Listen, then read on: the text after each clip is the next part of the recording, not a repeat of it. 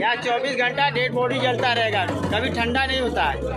हर देश के लोग लाइन लगा रहता है। नमस्कार करिए, हाथ जोड़ लीजिए। हम तप रहे इसी तरह, जैसे तप रहे उसी तरह यहाँ पर धरती तपता रहेगा, इसीलिए ठंडा नहीं होता है, हमेशा जलता ही रहेगा।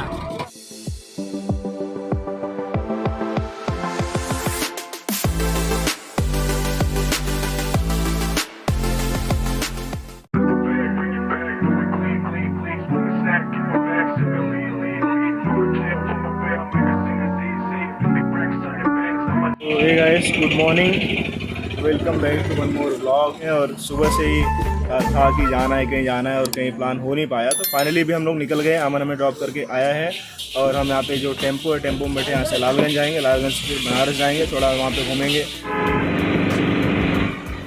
हेलो फ्रेंड्स, चाय पी लो। Wow, beautiful. आज मैडम बहुत खुश लग रही है, क्या बात है? हाँ, खुश नहीं, मुझे हंसी आ रही है। इस खुशी का राज क्या है? बोलते रहो, हंसी आ रही है। क्यों हंसने किस बात पे हंसी आ रही है? बोलूंगी शायद। सुबह बस यहाँ पे रुकी हुई है एक स्टॉपेज पे, और यहाँ पे चाय नाश्ता हम लोग कर लेते हैं, चाय और समोसा। एक हॉल्ट पे बस रुकी है और हम दोनों यहाँ पे बैठ के नाश्ता अपना कर लेते हैं। उसके बाद में बनारस उतरेंगे, फिर कुछ खा पी लेंगे।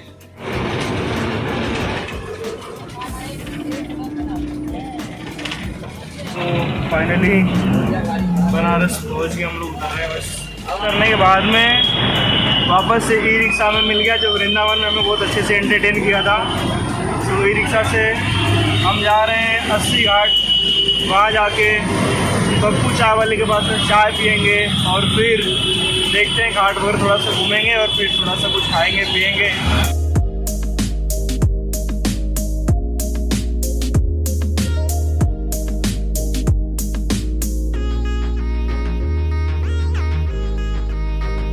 तो अभी हम लोग बनारस पहुंच गए हैं, बस ऑटो सब सफ़र ख़त्म हो गया है और अभी बारी है पैर से चलने की। 80 घाट पहले जा रहे हैं और वहाँ से लगे हुए जितने भी घाट सब हैं, सारे घाट हम कवर करेंगे। पप्पू चाय जाना था, पप्पू चाय पीछे छूट गया और एक बार में आगे बढ़ गए तो फिर पीछे जाना अच्छा नहीं लगता है। तो कुछ नाश्ता वगैरह भी कर लेंगे और उसके बाद में घाट पे पहुंचते हैं और वहाँ से वीडियो स्टार्ट करेंगे। 80 घाट, 10,800 घाट और जितने भी घाट हैं सब कवर करेंगे। तो दे दो इडली दे दो। भाई पहले जाने से पहले पेट पूजा कर लेते हैं, यहाँ से इडली खाएंगे और मैं तो खाऊँगा छोले भटूरे। आगे जाके गर्मा गर्म इडली, 20 रुपये प्लेट ना, 20 रुपये प्लेट, एक प्लेट में 2 इडली। और ये क्या है जो ये बता रहे थे? इडली फ्राई। अच्छा, इडली फ्राई 25 रुपये प्लेट, 25 रुपये प्लेट इडली फ्राई। और ये ट्राई करोगे इडली फ्राई? ये वाला अमृत था, ये वाला अमृत था। हाँ हाँ हाँ, ये अमृत था। बढ़िया क्या? एक जगह उठे नहीं बस प्रीति की इडली हो गई है और मैं जा रहा हूँ छोले भटूरे खाऊंगा। खाओगे तुम भी? थोड़ा सा टेस्ट कर देना। हाँ, जैसे आपने और मैंने इनका खाया तो ये भी मेरा खाएंगे भाई, बराबरी वाली बात है। छोले भटूरे खा लेता हूँ और फिर हम लोग निकलते हैं 80 घाट के लिए। छोले भटूरे, अचार भी दे दो। ये मीठा रायता, दही बुनिया नहीं नहीं नहीं ना, प्याज दे आधे थे मलिक साहब। ये हम पहुँच गए 80 घाट। दोस्तों, काशी या बनारस के नाम से विख्यात वाराणसी आध्यात्मिक ज्ञान और बेहतरीन दृश्यों के लिए जाना जाता है। साथ ही साथ यह शहर दुनिया भर में हजारों हिंदू तीर्थयात्रियों को अपनी ओर आकर्षित भी करता है। गंगा नदी के किनारे लगभग 100 से अधिक घाटों की बहती हवा इस आध्यात्मिक शहर से होकर गुजरती है। यहाँ मैं आपको कुछ ऐसे घाटों के बारे में बताने जा रहा हूँ जो काफी महत्व रखते हैं। दोस्तों, अगर मैं बनारस के घाटों की बात करूं तो 80 घाट सबसे पहले आता है। गंगा और 80 नदी के संगम पर स्थित 80 घाट वाराणसी के सबसे दक्षिण में स्थित घाटों में से एक है। श्रद्धालु यहां शिवलिंग के रूप में भगवान शिव की पूजा से पहले स्नान करते हैं। यह वो स्थान है जहां लंबे समय के लिए आए शोधार्थी, विदेशी छात्र और पर्यटक आते हैं। दोस्तों, यह वही 80 घाट है जहाँ मशहूर भारतीय कवि तुलसीदास जी ने रामचरितमानस जैसे ग्रंथ की रचना की थी। इस घाट पर शिवरात्रि जैसे बड़े त्योहारों पर लगभग 22,000 लोग समायोजित हो सकते हैं। यहाँ प्रत्येक शाम 7 बजे आरती का आयोजन किया जाता है और कई श्रद्धालु इस आरती को देखने के लिए नौका को प्राथमिकता देते हैं। अस्सी घाट के ठीक बगल में गंगा महल घाट है। दोस्तों, नारायण राजवंश ने 20वीं शताब्दी ईस्वी तक वाराणसी शहर पर शासन किया और 1830 में बनारस के महाराजा ने गंगा नदी के तट पर एक भव्य महल का निर्माण किया, जिसे गंगा महल के नाम से जाना जाने लगा। चूंकि महल घाट पर बनाया गया था, इसलिए घाट का नाम गंगा महल घाट रखा गया। गंगा महल के ठीक बाद आता है रीवा घाट। रीवा घाट अपार ऐतिहासिक परिप्रेक्ष्य रखता है। वाराणसी में यह घाट पंजाब के महाराजा रणजीत सिंह के शाही पुजारी द्वारा बनवाया गया था, जिसका नाम लाला मिसिर था और इस तरह शुरू में घाट का नाम लाला मिसिर घाट रखा गया था। इसके बाद आता है तुलसी घाट। तुलसी घाट वाराणसी का एक और महत्वपूर्ण घाट है। प्रसिद्ध कवि और संत तुलसीदास के नाम पर तुलसी घाट हिंदू किंवदंतियों के अनुसार पहली बार रामलीला का मंच रहा है। ऐसा माना जाता है कि जब तुलसीदास ने वाराणसी में भारतीय महाकाव्य रामचरितमानस की रचना की तो उनकी पांडुलिपि एक बार गंगा में गिर गई और डूबने के बजाय इस घाट के पास नदी के ऊपर तैरती रही, जो कि वाकई में आश्चर्यजनक है। घाट पर भगवान राम का एक मंदिर बनाया गया है और तुलसी घाट पर तुलसीदास के कई अवशेष संरक्षित हैं। जिस घर में तुलसीदास की मृत्यु हुई थी उसे भी अभी बरकरार रखा गया है और उनकी समाधि, लकड़ी के मोजे, तकिया, हनुमान की मूर्ति जिसकी तुलसीदास ने पूजा की थी, सभी अभी भी यहाँ पर अंश देखे जा सकते हैं। दोस्तों, इसके बाद जानकी घाट, माँ आनंदमयी घाट, वक्षराज घाट और निषाद राज घाट जो घाटों की, जो बनारस के घाटों की शोभा बढ़ाते हैं। निषाद घाट 20वीं सदी तक प्रभु घाट का ही हिस्सा था। बाद में घाट को अलग कर दिया गया और नाविक परिवारों द्वारा बसाया गया, जिनकी छोटी नावें और जाल यहाँ देखे जा सकते हैं। एक नाविक परिवार ने इस घाट पर एक मंदिर बनवाया और इसका नाम निषाद राज मंदिर रखा। यह मंदिर निषाद राज को समर्पित है, जो नाविक थे जिन्होंने अपने वनवास के दौरान भगवान राम को एक नदी पार करने के लिए भेजा था। उन्हें वाराणसी में नाविक समुदाय का प्रमुख देवता भी माना जाता है। निषाद राज घाट और प्रभु घाट के बाद में आता है चेत सिंह घाट। चेत सिंह घाट वाराणसी में एक किलेबंद घाट है, जिसका निर्माण महाराजा चेत सिंह ने 18वीं शताब्दी में कराया था। और यहाँ पे आपको निरंजनी घाट के पास में एक स्वयं भू प्रकट हनुमान जी भी मिलेंगे, जो लेटे हुए हनुमान जी भू प्रकट है, मतलब जमीन में से निकले हैं, सो यही है। और यहाँ पीने का पानी भी रखा गया है, पी लेते, थोड़ा सा देखते कैसा पानी है। ठंडा तो लग रहा है। इतने ज़्यादा घाट है यहाँ पे कि अगर मैं पूरा घाट घूमते बैठूंगा तो सुबह से लेकर शाम हो जाएगी। सो ज़्यादा घाट हम लोग यहाँ पे घूमने वाले नहीं है। पानी यहाँ पे अवेलेबल था तो मैं निरंजनी घाट, महानिर्वाणी घाट के सामने पानी पी लेता हूँ और उसके बाद में फिर हम लोग सोचेंगे बाहर निकल जाएंगे, क्योंकि घाट बहुत बड़ा है और गर्मी इतनी लग रही, 12 बजने को आया, पॉसिबल नहीं हो पाएगा कि मैं पूरा एक्सप्लोर करूँ। सो देखते हैं, जितना हो पाएगा उतना करूँगा। पानी जैसा कि प्रीति बता रही कि मस्त पानी का पानी यहाँ है, महानिर्वाणी घाट है और कुछ ऐसा यहाँ पे बंदोबस्त करा गया है। 2 पॉट रखे गए हैं, 2 पॉट रखे गए हैं यहाँ पे पानी। ये देखो, कुछ ऐसा मुझे बना के खुश हो रही लड़की, बड़ा मजा आ रहा है तुमको सब बनाने में। चलो ठीक है, धूप लग रही तो। निर्वाणी घाट के बाद में शिवाला घाट और सूर्यदेव हवेली शिवाला घाट, उसके बाद में है गुलरिया घाट।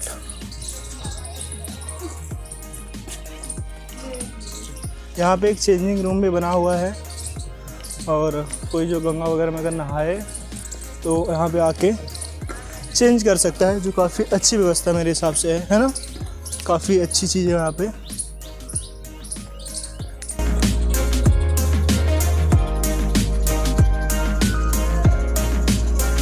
गुलरिया घाट के बाद में डंडी घाट और डंडी घाट के बाद में इसके बाद आता है हनुमान घाट। हनुमान घाट गहन रूप से हिंदू धार्मिक गतिविधियों से जुड़ा हुआ है और वाराणसी के सामाजिक संस्कृति में एक बहुत बड़ा योगदान देता है। प्रसिद्ध हिंदू संत तुलसीदास ने 16वीं शताब्दी के दौरान इस घाट पर एक हनुमान मंदिर बनाया था और तब से घाट को हनुमान घाट के नाम से जाना जाता है। प्राचीन काल में इस घाट को रामेश्वरम घाट के नाम से जाना जाता था। ये आपका है कर्नाटका घाट और ये आपका है हरिश्चंद्र घाट।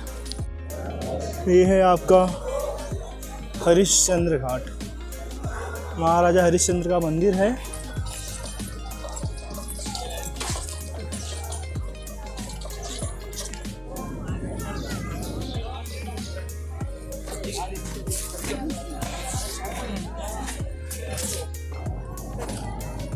यहाँ पे टॉयलेट की फैसिलिटीज़ भी अवेलेबल है। अगर आप घाट पे हो, हरिश्चंद्र घाट थोड़ा सा क्रॉस करोगे आपको यहाँ पे सामुदायिक शौचालय आपको मिल जाएगा। थोड़ा ऊपर चढ़ के जाना पड़ेगा, काफ़ी इम्पोर्टेंट हो जाता है जब भी आप कहीं घूमने आते हो तो यहाँ से आप जा सकते हैं। इसके बाद क्रमशः चौकी घाट, क्षेमेश्वर घाट, मानसरोवर घाट, नारद घाट, पांडे घाट, चौसट्टी घाट और इसके बाद आता है दोस्तों दरभंगा घाट। दरभंगा घाट वाराणसी के दो अन्य प्रसिद्ध घाटों चौसट्टी घाट और बबुआ पांडे घाट के बीच में पड़ता है। घाट मुख्य रूप से दाह संस्कार से संबंधित विभिन्न धार्मिक हिंदू अनुष्ठानों का स्थल है।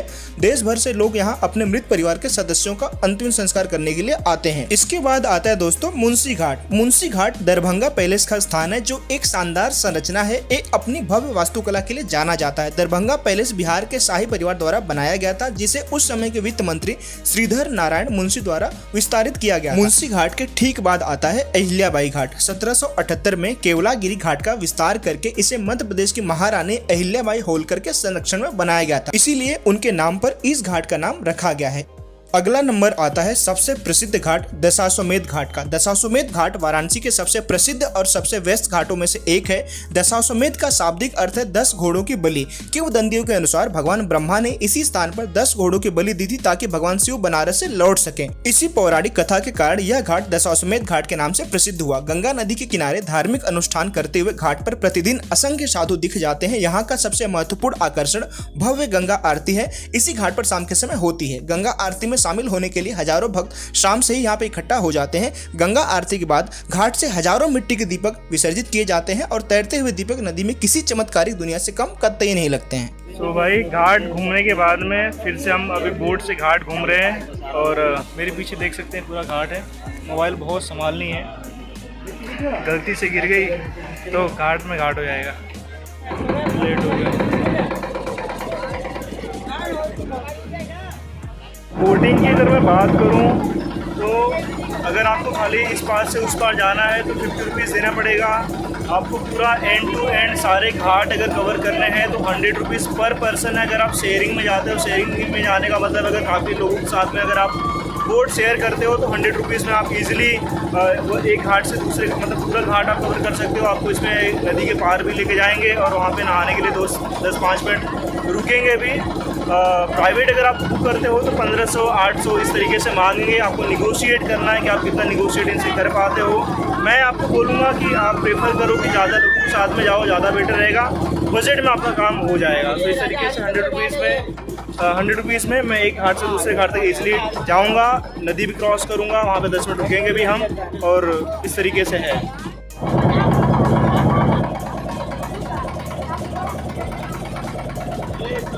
हम दोनों पहली बार साथ में गंगा नदी या फिर बनारस आए हुए हैं। काफ़ी अच्छा लगा है। अच्छा दिन था एक्चुअली हमारे लिए। और हमारी बोट अभी गंगा नदी के बीच में जा रही है, उसके बाद में क्रॉस करेगी, उस पार जाएगी। जिन्हें नहाना होगा वो लोग नहाएंगे भी और फिर वहाँ से रिटर्न हो जाएगी। जूता निकाल लीजिए, स्नान कर लीजिए।